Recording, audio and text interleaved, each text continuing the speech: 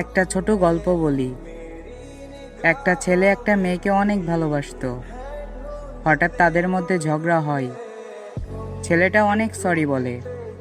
মেয়েটা রাগ করে থাকে সারা রাত। ছেলেটা মেয়েটাকে মেসেজ দেয়, সরি বলে, কিন্তু মেয়েটা কোনো রিপ্লাই দেয় না। এভাবে সকাল 10টা বাজে। মেয়েটা ঘুম থেকে ওঠে, ছেলেটার মেসেজ দেখে। মেয়েটা সাথে সাথে কল দেয় এবং এসএমএস দেয়, বলে আমি ঘুমিয়েছিলাম, সরি। কিন্তু মেয়েটা জানতো না ছেলেটার নিথর দেহ ফ্যানের সাথে ঝুলছে।